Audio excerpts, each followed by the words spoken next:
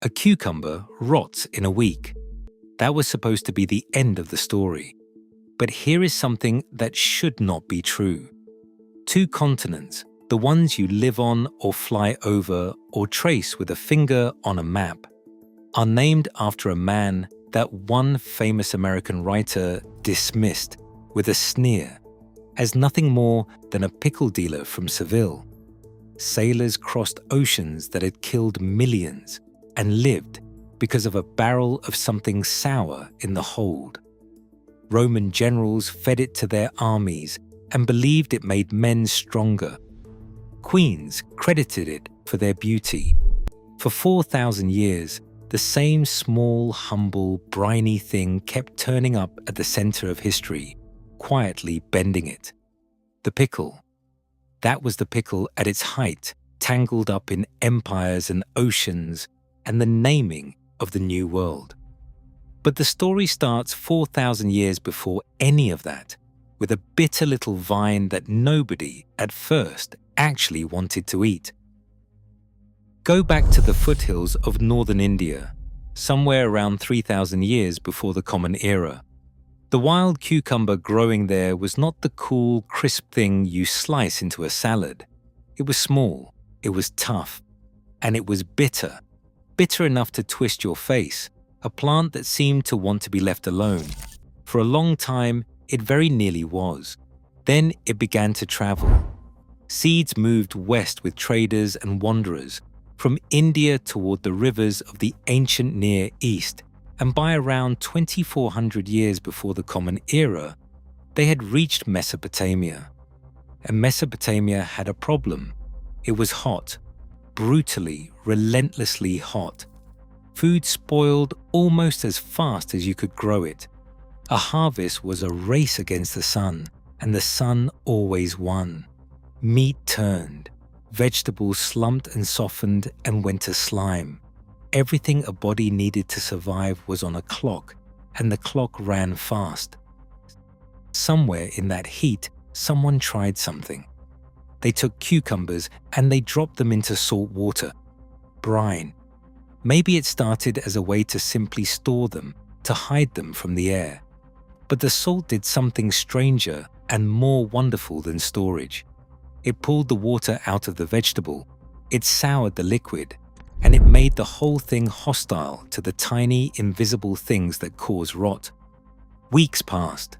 The cucumbers did not spoil. Months passed. They were still there, sour now and firm and strangely good. Think about what that meant to a person standing in that kitchen 4,000 years ago. Food that did not obey the clock. Food that outlived its own harvest. In a world where everything edible was quietly dying from the moment it was picked, someone had found a way to make a vegetable stay. The word we use still carries the memory of that brine. Pickle comes down to us through the Dutch and Old German pickle, and pickle simply meant salt, meant brine, meant the liquid that did the impossible. The name is not about the cucumber at all. It is about the thing that saved it. And once people understood what they had, the pickle stopped being a curiosity. It became something worth carrying. Into palaces, onto caravans, and eventually onto ships. The great civilizations of the ancient world fell for it completely. In Egypt, the pickle became a food of legend. The story handed down to us says Cleopatra herself credited the pickles in her diet for her health and her famous beauty, that she reached for them as other rulers reach for gold. Across the Mediterranean, the Greeks took them seriously in a different way. Aristotle, one of the sharpest minds the ancient world produced, praised the healing properties of preserved cucumbers, treating this sour little food as something close to medicine. But it was Rome that built the pickle into a symbol. Roman writers described them, Roman cooks prized them, and Roman commanders, including Julius Caesar himself, fed pickles to their soldiers in the belief that they made men strong, that the sour bite in a legionary's ration was fuel for conquest. Picture a market on the edge of the empire. Barrels line the stalls, dark wood swollen with brine, the smell of vinegar and salt thick enough to taste in the back of your throat. A soldier stops, hands over a coin, and walks off chewing something that will not spoil on a march that might last for years. That was the secret hiding inside the flavor. An army travels only as far as its food survives, and the pickle survived everything. So it spread with the legions along the roads to the far corners of a world Rome was busy stitching together. It fed the poor, it fed the soldiers, it fed the ambitions of an empire. But the very thing that made the pickle priceless, that stubborn refusal to die, was about to matter far from any Roman road. Out on the open ocean, where no market stood and no crop grew, an invisible killer was waiting. And it would turn this humble sour food into the difference between coming home and never being seen again. The killer was scurvy, and for centuries, it was the most feared thing at sea, deadlier than storms, deadlier than shipwreck, deadlier than the guns of any enemy. By some estimates, scurvy killed around 2 million sailors between the first great ocean voyages and the Age of Steam. Historians who study the period say it took more lives at sea than combat, wreck, and every other disease combined. Shipowners planning a long voyage did not hope everyone would return. They assumed that half the crew would die, and the way it killed was a slow horror. First the exhaustion, the aching limbs, the strange heaviness. Then the gums. They would swell and darken and begin to rot in a man's mouth until his teeth loosened and fell. Old wounds, scars from years before, would silently split back open as though the body were coming undone. Men who had survived battles watched their own flesh betray them in the still air of a becalmed ship. Nobody understood it. That was the terrible part. Doctors blamed it on bad air rising from the sea. They blamed damp.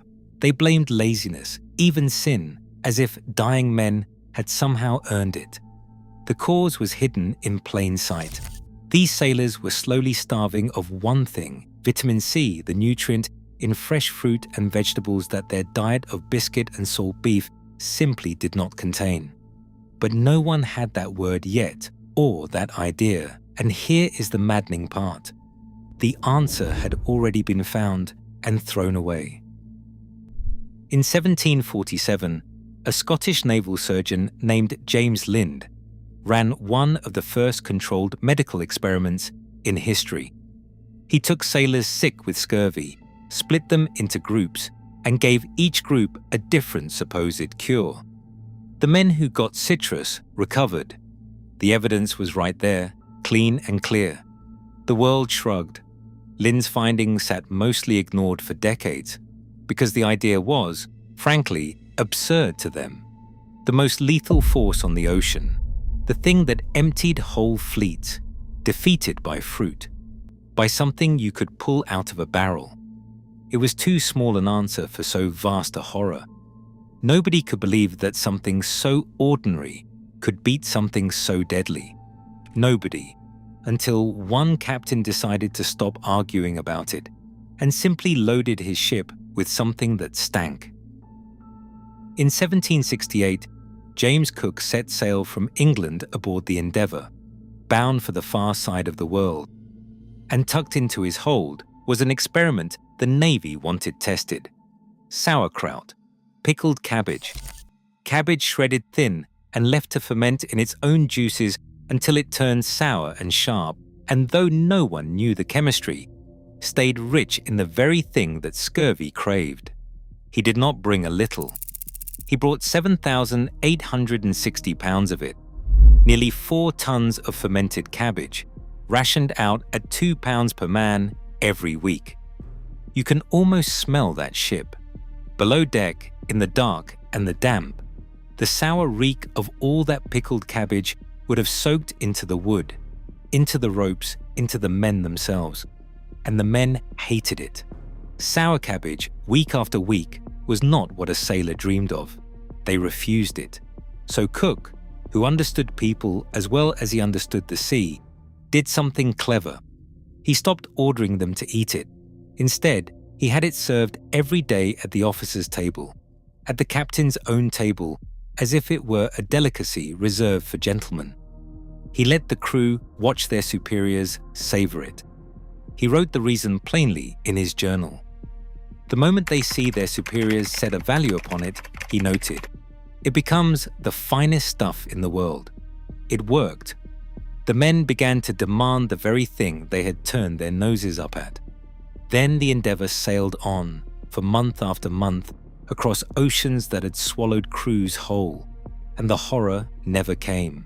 No swollen gums, no falling teeth, no wounds splitting open in the night. 3 years. 3 years at sea, and Cook did not lose a single man to scurvy. When he reported back to the Victualling Board in 1771, and again as his findings spread, it landed like a revelation. In 1776, the Royal Society awarded him its highest honour, the Copley Medal, in part for showing how to keep sailors alive on long voyages. The deadliest killer on the ocean, the thing that had taken 2 million men, had been held off by barrels of sour cabbage. A pickle had done what cannons and prayers could not. The oceans were open now, truly open, in a way they had never been, and that changed everything about the shape of the world. Because once ships could stay out for months without their crews rotting from the inside, the map itself was up for grabs. And it is here that the pickle earns the strangest credit in its entire history. Go back to Seville, a generation before Cook, to a busy Italian merchant named Amerigo Vespucci. Vespucci was a ship chandler, a man who outfitted voyages, who packed the holds of explorers with the preserved food that would keep them breathing on the open water. He provisioned expeditions, including later voyages tied to Columbus himself. And the ships of that age leaned hard on pickled and salted provisions, on the sour barrels that fended off the killer nobody yet understood. Columbus is said to have rationed pickles to his crews, and even to have grown cucumbers in the New World to restock. Vespucci also sailed and wrote and lent his name to a mapmaker who, in 1507, printed the word America across the new land. 2 continents stamped forever with the name of a man who dealt in preserved goods. The essayist Ralph Waldo Emerson could barely stand it. He called Vespucci a thief and a pickle dealer who had gotten half the world baptized with his dishonest name. The insult was meant to sting. Instead, it became one of the truest little jokes in history. The map you know may well bear the name of a pickle dealer. And as the pickle helped remake the world, it also crept onto the ordinary table. And there it pulled off one last conquest. At the Chicago World's Fair of 1893, the H.J. Heinz Company was stuck with a bad booth, tucked away upstairs where no one wandered. So they printed little tags promising a free gift and scattered them across the fairgrounds. The gift was a tiny pickle-shaped charm, a small green pin you could hang on a watch chain or a brooch. By the end of the fair, they had given away 1 million of them, and the crowds it drew made the newspapers. That pin never really stopped. More than 100 million have been handed out since, one of the longest-running giveaways ever made. The old Roman idea, the pickle as strength, never quite died either. On the 3rd of September, in the year 2000, the Philadelphia Eagles played the Dallas Cowboys in heat so savage, the field hit 130 degrees. The Eagles drank pickle juice to fight the cramping. They won, 41-14. To this day, it is remembered as the Pickle Juice Game, a Roman legion's superstition proven out under stadium lights. Which brings us, at last, to now. And the numbers are staggering. The global pickle market was worth somewhere around $14 billion in 2024. A single American company, Mount Olive, packs well over 230 million jars a year, all by itself. The bitter little vine nobody wanted is now a fortune measured in the billions. But the pickle had one final trick left. In 2022, an Australian artist named Matthew Griffin walked into a gallery in Auckland, pulled a single pickle out of a McDonald's cheeseburger, and threw it up at the ceiling, where it stuck, held there by nothing but its own smear of burger sauce. He called the piece simply Pickle. It is about the size of a quarter, and it was offered for sale for 10,000 New Zealand dollars, roughly 6,200 US dollars. Here is the part that should not be possible. The buyer does not even get the pickle. They get a set of written instructions telling them how to stick their own pickle to their own ceiling. A scrap fished out of a fast food burger, worth more than the meal it came from, sold as art that will never be eaten. The history of pickles ends, for now, with a pickle no one will ever taste, priced like treasure, stuck to a ceiling. So look at the whole arc of it. It began as a bitter vine in the hills of India that nobody wanted. It learned in a Mesopotamian crock to cheat the heat that ruined everything else. It fed pharaohs and philosophers and Caesar's legions. It crossed the deadliest oceans on earth and carried men home alive. It helped stamp a name across 2 continents. It became a charm on 1 million watch chains, a locker room miracle, a $14 billion empire, and finally, a piece of art stuck to a gallery ceiling with special sauce. We tell ourselves that food is temporary, that everything good goes soft and dark and passes, that this is simply the way of things. The pickle never agreed to that. It took the one property we feared most in our food, the tendency to spoil, and it beat it so completely that the humblest scrap of it now outlasts kings. A cucumber rots in a week. That was supposed to be the end of the story. It was never the end of the story. If this changed the way you'll look at the jar in your fridge, give the video a like and subscribe for more. And tell me in the comments which part surprised you most, that a pickle dealer named 2 continents, or that one is hanging in an art gallery right now.